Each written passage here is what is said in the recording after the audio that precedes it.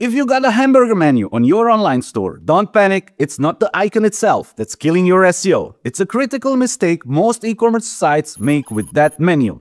Many online stores hide their navigation behind those three little lines, the hamburger icon. That icon isn't evil on its own, but there's a common blunder associated with it. After working 23 years in e-commerce SEO with enterprise retailers, with talking sites with millions of products, I've seen this mistake over and over. I'm here to make sure you don't fall into the same trap. In fact, fixing this one menu mistake has nearly doubled the sales of several stores I've worked with. Yes, doubled! So today I'll break down exactly what's often going wrong with e-commerce menus and how to fix it. Here's what we'll cover. Google's mobile-first indexing and why having separate mobile versus desktop menus can tank your rankings. How non-clickable category links, a super common mobile UX pattern, might be starving your category pages of SEO value. Why some JavaScript-only menus are the real SEO killer and how they could ruin your link juice distribution completely. Plus, mega menu mistakes. Do you really need 4 levels of categories? And the best UX practices for menu placement and labels. Stick around because this isn't just theory. These are battle-tested tips from real e-commerce SEO wins. Alright, let's dive in. First, let's talk about Google's mobile-first indexing. In a nutshell, Google now uses the mobile version of your site as the primary version for indexing and ranking. This means what a Google bot sees on a phone is what counts. If your desktop version has a great menu with all your categories linked, but your mobile version is different or missing pieces, Google might never see those links or just won't give them link juice. Here is the common scenario. An e-commerce site has 2 separate HTML menus, one for desktop and one for mobile. Maybe the desktop menu is in a nice wide navigation bar, while the mobile menu is a collapsible hamburger menu with a totally different structure. Bad idea. Google wants to see the same content and links on mobile as on desktop. If you hide or omit links on mobile, Google's crawler, which primarily uses a smartphone agent, won't know they exist. Even subtle differences in the DOM between desktop and mobile can confuse Google. The fix? Ideally, use one set of HTML for your menu across all devices. That is what responsive design is about. You can style it differently with CSS for desktop versus mobile, but the underlying links should be identical. If you absolutely must use separate HTML menus, perhaps due to platform or theme limitations, make sure they contain the exact same links and structure. Every category, subcategory, and important page in your desktop navigation should also appear in the mobile navigation. That way, when Google's mobile-first index looks at your site, it sees all the same pathways to your products and categories as the desktop user sees. In short, don't let your mobile menu be a light version of your site. It should be full-featured and SEO-rich, just like your desktop menu. And one more thing on mobile first. Page load and crawlability matter. If your menu relies on some fancy mobile-only script that loads later, Google's crawler might not wait for it. So ensure the HTML for your navigation is present in the initial page load. This sets the stage for everything else. Google won't rank what it can crawl or what lacks link juice. Now let's move to a huge UX and SEO oversight I see on mobile menus. Non-clickable parent categories. Picture your store's category structure. You might have top-level categories, level 1 categories like men's clothing, women's clothing, each with subcategories level 2 like shirts, pants, etc. On desktop, those top categories are usually links to a category landing page, a page showing all men's clothing. But on many mobile designs, tapping the parent category only expands the submenu, it doesn't take you to the category page. From an SEO perspective, this is problematic. Why? Because if men's clothing isn't a clickable link, then your men's clothing category page isn't getting internal link juice from the menu. Google discovers and values pages via internal link juice, and your main navigation is a prime source of link juice. If the navigation doesn't actually link to men's clothing, Google might think you don't have a page for it or consider it less important. Plus, users can't reach it directly either. which is an UX fail. I've seen some menus that add a forced See All link to compensate. For example, you tap the parent category and it shows a submenu with items and a See All option at the bottom to reach the category page. That's a workaround, but it's often poorly implemented. If you see a See All link, make the anchor text descriptive. For example, See All in women's clothing instead of just See All. This way Google gets the context, the category name in the link text, and users understand where it goes. The best solution: make your top-level categories clickable links by default, in addition to allowing expansion. Many modern menus do this by letting the text itself be a link and having a separate small arrow icon for expanding the submenu. That way, one tap on the category name goes to the category page, but tapping the arrow still reveals subcategories. This pattern gives the best of both worlds. Users can navigate however they want, and Google sees a real link to the top category page in the HTML. It's good for accessibility too. People expect that menu items are actually links. Audit your mobile menu. If any category names are essentially dead, unclickable, change that ASAP. You'll likely see improved indexing and perhaps a ranking boost as those category pages gain link equity for every page of your site, since navigation menus are usually on every page. It's a small change that can have a big impact. Alright, now for the silent killer of e-commerce SEO, menus built entirely with JavaScript. This is a big one. I've seen online stores where the navigation menu, especially the mobile navigation, doesn't even exist in the HTML until a user clicks something or until a script injects it.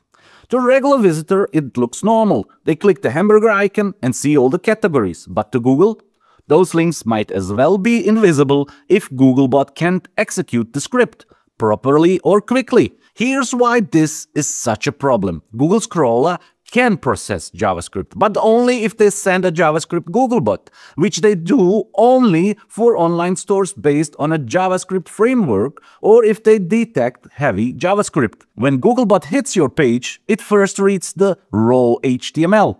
If your navigation links aren't in that HTML because a script would add them later, Google initially finds nothing. We call this server-side rendering, shortly SSR. Everything which loads later is client-side rendering, shortly CSR. In some cases, heavy or faulty scripts might time out or not execute fully, meaning Googlebot never sees your manual links at all. The result? Whole sections of your site can become orphaned or devalued. Your category and product pages won't get the internal link signals they need, which means poorer indexation and lower SEO performance. I've encountered e-commerce sites where the desktop menu was crawlable, but the mobile menu was JavaScript based. Because of Google's mobile-first indexing, it used the mobile version and missed half the site's links. Imagine, your site has say 100 categories, but Google's only seeing a handful because the navigation isn't rendered. That's an SEO disaster. Pages won't rank if Google doesn't know they exist or thinks they're not important. How to know if you have this issue? One quick check is to use the old school method. Disable JavaScript and load your page, or use Google's View Cached page and see the text-only version. If your navigation menu disappears or significantly shrinks, you have a problem. Also, in Google Chrome DevTools, you can simulate Googlebot by switching to a mobile user agent and turning off JavaScript to see what remains. The fix: ensure your menu links are present in the HTML source of the page. If you're using an e-commerce platform or theme that loads the menu via JavaScript, look for an option to make it server-side or static. Many modern platforms are moving toward server-side rendering. For this very reason, it's more SEO-friendly. Always ensure that essential content and links are accessible without JavaScript. That way, even the script's off, as it effectively is for Google's first pass, your site structure is intact and crawlable. By fixing a JavaScript-only menu, you unleash the full power of internal linking for SEO. I've seen sites jump in indexation counts and revenue once their category and product links became visible to search engines again. It truly can make the difference between mediocre SEO and dominating your niche. Don't let a hidden JavaScript menu be the reason your sales are 50% off what they could be. Now let's address the mega menu situation and those ultra deep category structures. Some of you might be thinking our store has a huge range of products, so we created a mega menu with 3 or 4 levels of category to show everything. Mega menus, those big multi-column drop-downs with tons of links, can be useful for giant e-commerce sites. Think Amazon or Walmart scale. But the most online stores, they're overkill and can even hurt both SEO and UX. Here's why. A mega menu with too many levels, say main category, subcategory, sub-subcategory, and sub-sub-subcategory, means hundreds of links in your navigation. This can dilute your link equity. Each link on a page shares a fraction of that page authority. So if every page of your site has a navigation with 200 plus links, you're spreading thin the SEO value that gets passed around. Also, crawling-wise, it can be messy. Google may crawl all those links frequently, but are they all necessary? Often a level 4 category might be so niche that it's better linked from its parent category page rather than the main menu. From a usability standpoint, mega menus can overwhelm users with choices. Analysis paralysis is real and are tricky on mobile. If a user has to tap through 4 layers of menu, that's not a great user experience. The Nielsen-Norman Group, famed UX researchers, warn that taking a mobile-style deep menu and using it on desktop is very problematic. And indeed, if your navigation is hidden or too complex, users struggle. Simpler is usually better. Ideal for menu structure. For most e-commerce sites, 2 level, maybe 3 max, is sufficient. That's typically your main categories level 1 and subcategories level 2. For example, bedroom and beds. Level 3 might be something like queen-size beds, if needed, but you probably don't need to expose level 4 like foldable queen-size beds in the main menu unless you are truly a mega retailer with thousands of products in dozens of divisions. Your top navigation doesn't have to list every single thing you sell. It needs to guide users and search engines to the general areas, then let them drill down. A common mistake I see is hiding a mega menu behind a hamburger icon on desktop. This is usually a bad move. On a large screen, you have the space to at least show a menu bar or some key categories. Users don't always notice a tiny hamburger icon in the corner on a desktop site. In fact, research shows that hiding navigation on desktop significantly affects discoverability and hurts UX. If you find yourself using a hamburger menu on desktop as a crutch to avoid a cluttered design, it's a sign you might need to simplify your categories or navigation approach. Show at least your top-level categories openly on desktop. You can use a mega menu drop-down on hover or click for sub-item. That's fine, but don't force desktop users to click an icon just to see what sections your site has. The Nielsen-Norman Group states plainly, the hamburger menu or any completely hidden navigation is not appropriate for desktop websites when there is space to display the menu. Out of sight, out of mind. Users may not go looking for a hidden menu, and similarly, Google prefers a straightforward, crawlable navigation structure. If your menu looks like an impenetrable 4-level tree or is tucked away inconveniently, consider a redesign. Trim it to level 1 and 2 for broad clarity. You can still link deeper pages within level 2 category pages. Not only will this help SEO, but focusing link equity on the most important pages, it will also improve user engagements. Users won't get lost in a menu jungle. It's a win-win.